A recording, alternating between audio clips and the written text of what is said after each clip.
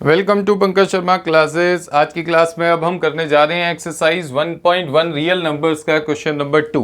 ये क्वेश्चन बहुत डिफिकल्ट मानते हैं बच्चे, ज़्यादातर इसकी प्रैक्टिस नहीं करते इसलिए उनको मुश्किल लगता है और चीज़ें समझने की भी ज़रूरत होती है। आपने एक एक चीज़ को बहुत ध्यान से समझना है। अब हमारे पास में सबसे पहले हम क्वेश्चन को ध्यान से पढ़ेंगे कि यहाँ पे बोला क्या गया है। Show that any positive odd integer, कोई भी positive odd integer is of the form, जो कि फॉर्म में होता है 6q + 1, 6q + 3, 6q + 5, where q is some integer. अब q तो कोशेंट की जगह पर है, 5 जो है 5, 3, 1 वो हमारा रिमाइंडर की जगह पर है, और जो 6 है वो हमारा डिवाइजर की जगह पर है। सर ये क्या मतलब है इस बात का? आप एक एग्जांपल ले लें। सबसे पहले यहां पे मान लीजिए कि मेरे पास एक नंबर है 11 को मैं डिवाइड कर रहा हूं 4 से डिवाइड कर रहा हूं। 4 2 8 हो जाएगा और मेरा रिमाइंडर आ जाएगा 3। अब आप खुद सोचिए, हमने ये बहुत अच्छे से सीखा हुआ है। अगर मुझे वापस से 11 निकालना है तो मैं 4 को मल्टीप्लाई करूंगा 2 से और उसमें रिमाइंडर को क्या कर दूंगा, ऐड कर दूंगा। इक्वलिट थ्योरम में क्या था कि आपका जो नंबर है वो है a और जो डिवाइड कर रहा है उस नंबर को वो है b, और जो क्वोशेंट आ रहा है उसको हम बोल रहे हैं q, और जो बैलेंस बच रहा है उसको हम बोल रहे हैं r, रिमाइंडर बोल रहे हैं। तो इसकी जो फॉर्म है वो होती है a = bq + r। ये मैंने इसलिए रिपीट करा है क्योंकि इसकी बहुत ज्यादा यहां पे जरूरत पड़ने वाली है। तो आप एक एक चीज को बहुत डिटेल में समझ के चलिए ताकि गलती से भी कोई गलती ना हो। अब आपके पास में यहां पर इसके सॉल्यूशन में क्या करना होगा, एक चीज ध्यान रखनी है। सबसे पहले यहां पे आपने लेट करना है, let a be a positive odd integer. Odd integer मान लेना है। हमेशा जब भी इस टाइप का क्वेश्चन आएगा आपने लिख लेना है let a be a positive odd integer. माना कि a जो है एक पॉजिटिव इंटीजर है और यहां पे एंड आप जिससे डिवाइड हो रहा है वो क्वेश्चन, मतलब जिससे डिवाइड करना है हमारे को। यहां पे 6 लिखा हुआ है तो 6 से डिवाइड करेंगे। यहां पे 4 लिखा होता तो 4 से डिवाइड करते हैं। यहां पे 3 लिखा होगा तो 3 से डिवाइड करेंगे। तो बट यहां पे 6 है तो हम यहां पे b की वैल्यू क्या मान लेंगे, 6 मान लेंगे। होपफुली यहां तक सभी को अच्छे से समझ आ गया होगा कि हमने शुरुआत में ये तो फिक्स लिखना ही लिखना है, a be a positive odd integer, और साथ में यहां पे लिखना है b = 6। अब एक चीज ध्यान रखना, जिस चीज से हम डिवाइड करते हैं ना, रिमाइंडर हमेशा उससे छोटा होता है। जैसे मान लीजिए कि हम 4 से डिवाइड कर रहे हैं, तो 4 से डिवाइड कर रहे हैं तो रिमाइंडर हमारा क्या हो सकता है, रिमाइंडर हो सकता है 0, मतलब परफेक्टली डिवाइड हो गया, या 1 होगा, या 2 होगा, या 3 होगा। 4 नहीं हो सकता। तो इसका मतलब रिमाइंडर हमेशा डिवाइजर से छोटा होता है। अब आपके पास में यहां पर let a be a positive odd integer and b = 6। अब यहां पे आप लिखोगे कि आपके पास में बाय इक्वलिट एल्गोरिथम्स, तो यहां पे आपके पास में क्या सिचुएशन बोल रहे हैं, बाय इक्वलिट्स एल्गोरिथम। ठीक है, बाय इक्वलिट एल्गोरिथम। एल्गोरिथम में आपके पास में क्या बात बताई गई थी हमारे से कि आपने a को लिख देना है bq + r।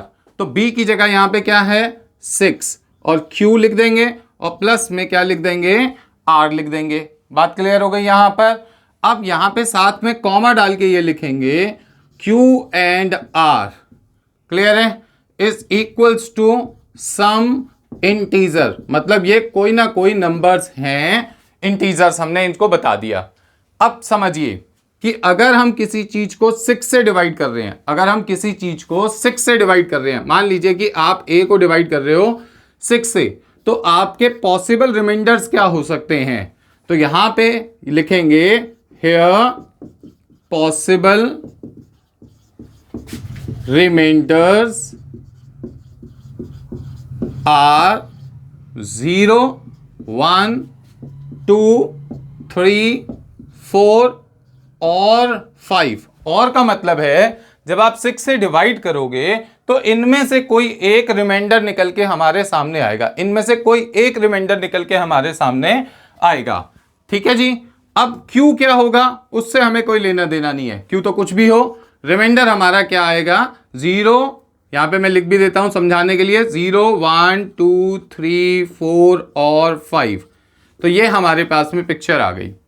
अब एक बात देखिए, सबसे पहला केस यहां पर आता है when r is equals to 0।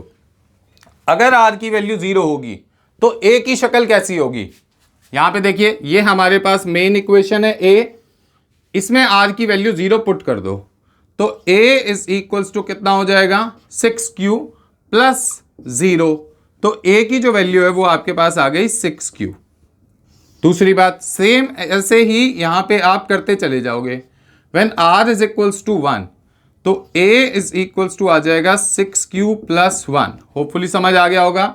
यहां पे आप बात करोगे when r is equals to 2 तो a इज इक्वल्स टू आपके पास आ जाएगा 6q प्लस 2। और यहां पे आप लिखोगे when r is equals to 3 तो आपका a इज इक्वल्स टू आ जाएगा 6q प्लस 3। और साथ में यहां पे लिखोगे when r is equals to 4 a is equals to 6q plus 4। और यहां पे आपके पास आ गया when r is equals to 5 तो a is equals to 6q plus 5। बस इससे ज्यादा आगे हमारे को जाने की जरूरत नहीं है। तो ये हमारे पास में सिचुएशन यहां पे निकल के सामने आ गई। अब एक चीज समझिए क्लियरली, मैं यहां पे एक बात लिख रहा हूं क्लियरली, आपको ये बात समझ आ रही होगी कि यहां पर ये वाला नंबर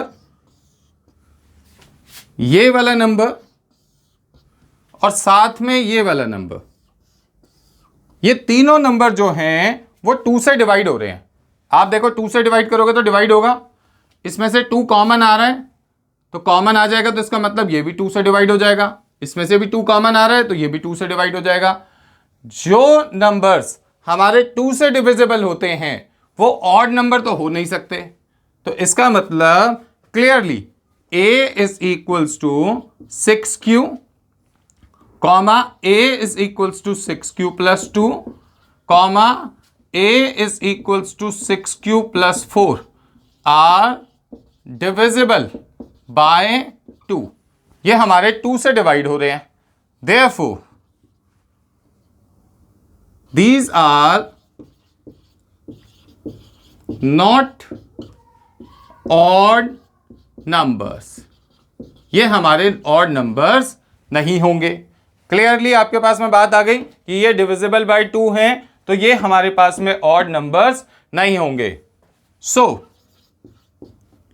odd numbers are क्या क्या है आपके पास 6q प्लस 1 कॉमा और 6q प्लस 3 कॉमा और 6q प्लस 5। तो आपके पास में जो आपके ऑड नंबर्स आपके सामने निकल के आए हैं वो ये निकल के आए हैं। होपफुली आपको क्लियरली ये क्वेश्चन समझ आ गया होगा कि आपके पास में यहां पर किस तरीके से हमें इस क्वेश्चन को सॉल्व करना है। तो बार बार आप क्वेश्चंस की प्रैक्टिस कीजिए, जितना ज्यादा प्रैक्टिस करोगे उतना बेटर आपको क्लियर कट समझ आएगा।